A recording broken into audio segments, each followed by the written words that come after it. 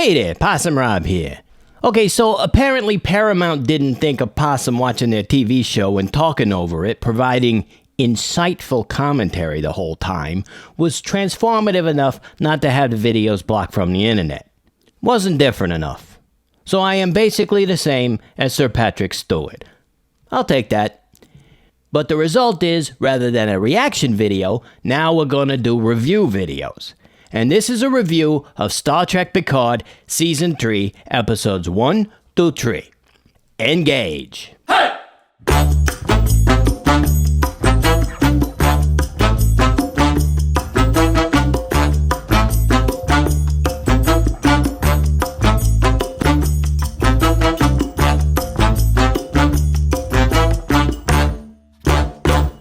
I promise not to hold this whole copyright thing against the show.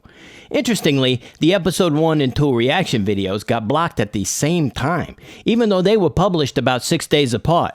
That sounds like somebody was paid to watch my videos, which I think is pretty cool. I mean, personally, I think I should get some of that money, but whatever. Okay, so this video is going to contain spoilers coming up, but before that happens, if you're watching to see if you should give this show a chance, I'm going to go ahead and tell you I'm liking the show so far.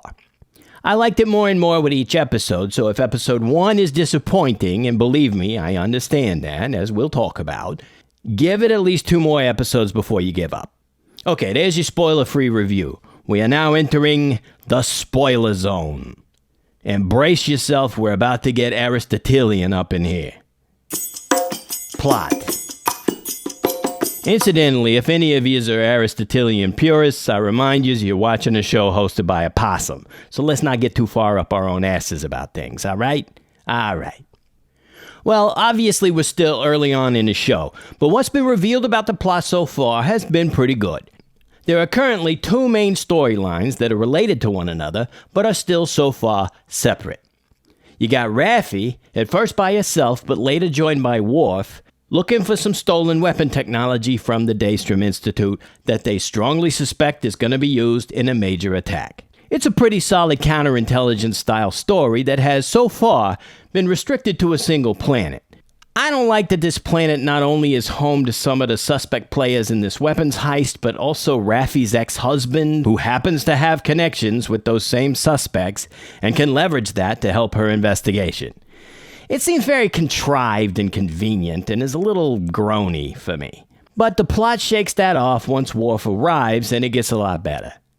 The other storyline follows Picard after he gets the distress signal from Beverly, picks up Riker, gets on the Titan where 7 of 9 joins in, then picks up Beverly from her ship along with their son, and ends up back on the Titan where they get chased by Amanda Plummer in a scary spike ship. There's a lot more mystery in this plotline than the other, because we still don't know why Vadic, Amanda Plummer's character, is chasing Picard's kid. We don't know what the role the changelings, who showed up in both plotlines at about the same time, are playing in this whole thing. And we've established that the nature of the nebula they're all running around in is unusual, possibly alive, but that's all we've got so far.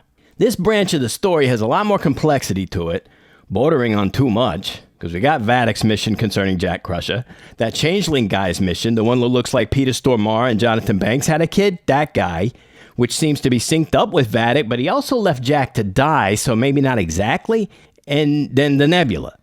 That's a lot to be going on at once. But it's doing okay so far. Nothing huge stands out as a plot-related issue. I unfortunately can't say the same thing when it comes to character. Now, I got the most to say about this. First, let's talk about Raffi, who started her story more or less on her own, and I really think the character just wasn't up to the task. It felt like the writers didn't really know what to do with her. She spent a lot of her dialogue just dumping exposition, and if I heard the phrase stolen experimental weapons from Daystrom one more time, I was going to lose my mind. However, once Worf shows up in that storyline, he really evens things out. The writers are obviously a lot more comfortable writing for him, and the dynamic those two have really makes the scenes in the storyline work much better. I like what they're doing with the Worf character as well. They're showing an evolution in his motivations from the last time we saw him, and when he has humorous lines, they're genuinely funny.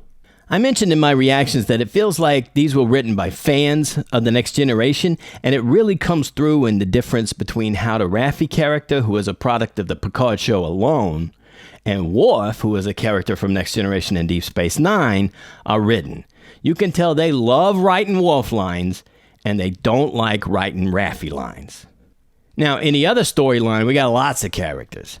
Riker seems to be the one who has stayed pretty much true to how we all remember him.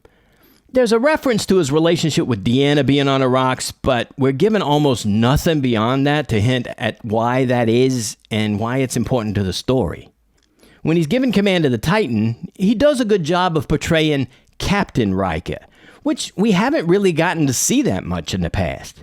So that's a good thing. His relationship with Picard is believable, and I like the two of them together. That's what makes Riker's turn against Picard at the end of Episode 3 kind of jarring. And while I would understand his frustration at Picard to an extent, the intensity of Riker's remove yourself from the bridge line feels like a sudden, unmotivated escalation. But on the flip side of that, the titular Picard, that's Jean-Luc Picard, spends most of Episode 3 trying to get Riker to attack Vadic's ship. Mr. Diplomacy, turning into Conan the Captain over here, not only seems wildly out of character for Picard, but also makes him seem like he don't have a good sense of the situation. Riker's right. The Titan is massively outmatched, and the only winning strategy here is run and hide. And when you get an opportunity, you make a break for it, right? Extend and escape. And especially now that Picard knows not only that he has a kid, but that kid is on this ship with him, as well as Beverly, you'd think a more cautious, let's get these people safely out of here attitude would prevail. Again, especially in Picard. Worf? Yeah, I'd expect him to advocate charging a warship twice their size with 4 times their firepower. Well, maybe not new Worf, but certainly not Picard. If Worf wouldn't do it, Picard definitely wouldn't do it. But his scene with Beverly where he balls her out for keeping his son from him, I thought was a fantastic scene. But I think we're supposed to be seeing both sides of that situation, and I can't help but side with Picard on that. Beverly's justifications are pretty weak. One thing I do find kind of weird, though, is this level of, notoriety or just action hero-ness that we're putting on Picard all of a sudden. We're supposed to believe he's been some kind of Bruce Willis swashbuckling around, having people try to assassinate him, and all this kind of stuff that would make Beverly think that someone simply being Picard's son would make him a target of who knows what. I mean, it sounds like Star Trek The Next Generation was about the wrong span of years from Picard's life. All that stuff Beverly was talking about sounds like a much more interesting series than anything we've gotten so far. But that being said, none of that stuff sounds like something that would have happened to the Jean-Luc Picard we left at the end of All Good Things, or even Nemesis. I mean, the movies were more action-y than the series was, true, but not to the level Beverly's talking about. The list of crazy adventures she rattled off is really bordering on the absurd, and I think it's there specifically because without it, Picard's character was very much in a position where he would be accepting of the role of father. His character's whole storyline in Generations was about exactly that. So this whole thing with the violence of his day-to-day life and Beverly's using that as some flimsy motivation to keep her pregnancy with his kid secret from him and instead cut off all contact for 20 years, because that's clearly the only other option, right, is a little contrived and out of place.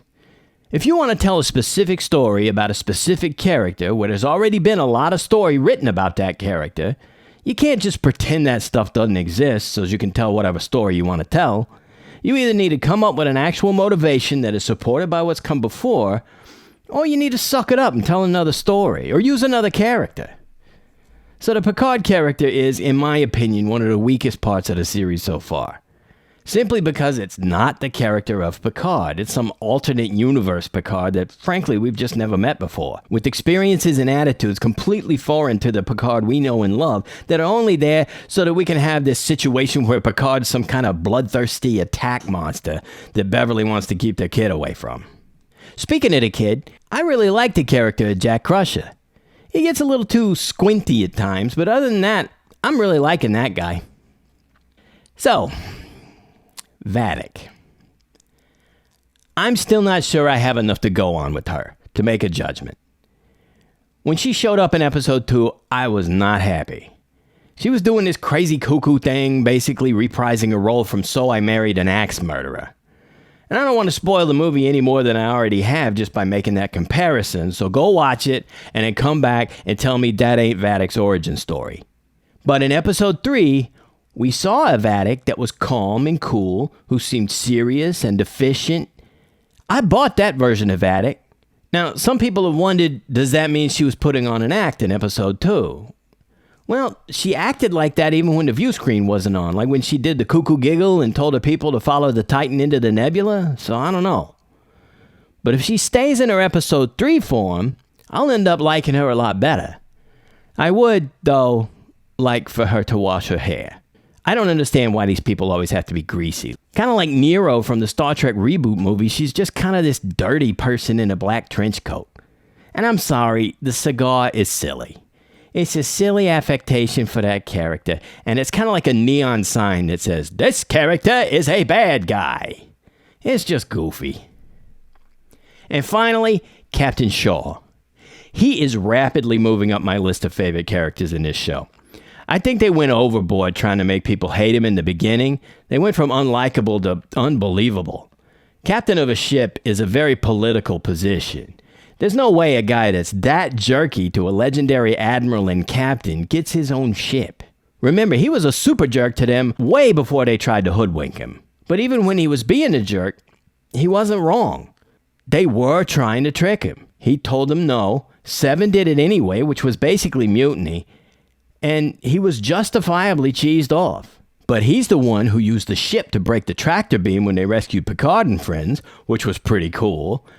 And he was the only one to pick up on the fact that there was something funny going on about how Vadic seemed to always know where they were. Leave out the stuff he said at that first dinner, and you can definitely see why he's a starship captain. I really like him, and I hope they don't kill him off. Thought. It's a little early yet to get into this much, because I think the show has something to say, but we haven't really gotten to a point where it's starting to say it. There's obvious themes of family and loss and new beginnings and all that, but it's going to be a little while before the show actually says what it wants to say about those things. So for now, we'll just move on. Diction. The dialogue in this show has had its ups and downs. You already know how I feel about the character of Raffi and her obsession with repetitive exposition. Overall, I think the dialogue has been kind of stilted. There are moments of warmth where I feel like there is a genuine connection between the characters who are talking to each other, most notably Picard and Riker, and Jack Crusher's character does seem to have a voice unique to his personality. Of course, that's not always a good thing, see my remarks about Vadic. As I mentioned, the Worf stuff is pretty good, but the humor behind a lot of his lines is a stark contrast in tone to Raffi's angry seriousness. And since they're sharing a lot of scenes together, it almost feels like they're characters from two different shows. And they kind of are, right? The scenes between Picard and Crusher, at least where they're talking and not having a way too long staring contest, have been pretty good. That attempt at depicting a nonverbal conversation at the end of episode 2 was just bad. It went on way too long. Like someone wrote out the whole conversation and then shot it on mute. That needed to be way tighter. The point of communicating through a look between two characters with that kind of history is that a ton of information is conveyed in a glance. Here, watch. This is how it was in the episode.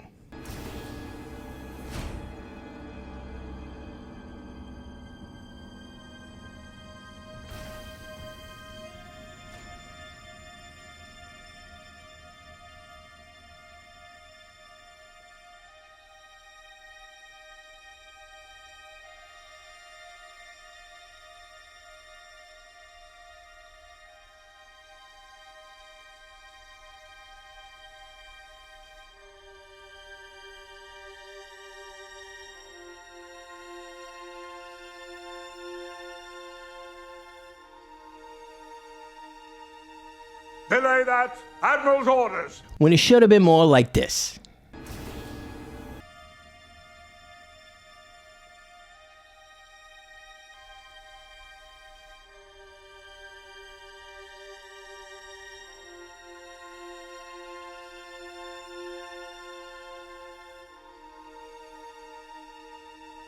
Belay that. Admiral's orders.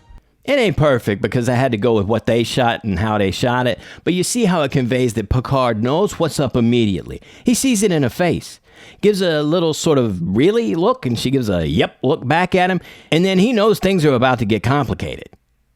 Much tighter implies an even closer relationship because they know how to read one another much better, and it's not awkward and dragged out and really encroaching into grandiose introduction territory, just of a different kind.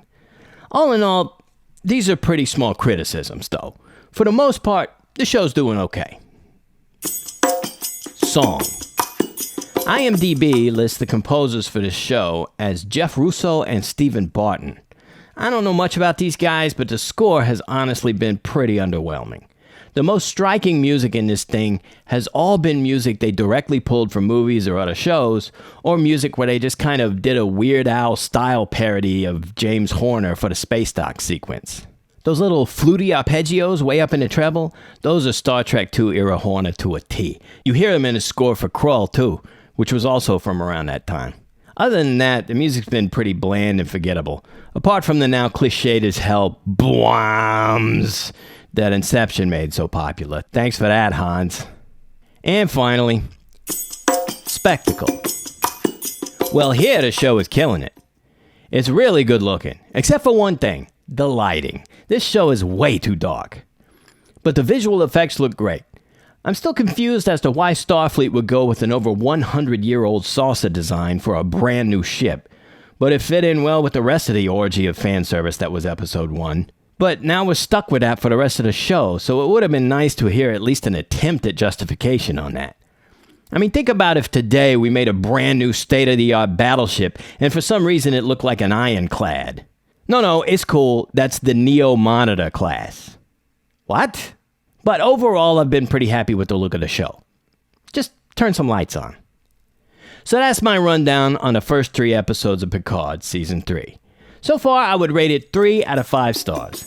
Episodes 2 and 3 went a long way to make up for episode 1. But we got 7 more of these things, so there's still plenty of time for it to take a weird turn and go straight down the crapper. Or take a weird turn and become the greatest show Star Trek's ever done. Either one is possible. So hang with me, and let's see where this thing goes. This has been Possum Rob watching stuff with you. Come back later and we'll watch more stuff. You'll love it. If you liked hearing my review of Picard Season 3 so far, even if you didn't agree with everything I said, reach down there and like that thumbs up button so I know you dug it. And while you're down there, hit that subscribe button too, so you can be a part of all of the excitement of watching stuff with me, Possum Rob. And ring-a-ling that bell so you get a little goose when I drop a new video. Next Picard review will be after episode 6, but I'm working on other stuff too, so not sure which will come out first. But until then, remember, Possum friends, that's you guys by the way, are awesome friends. Take it easy, alright? Later.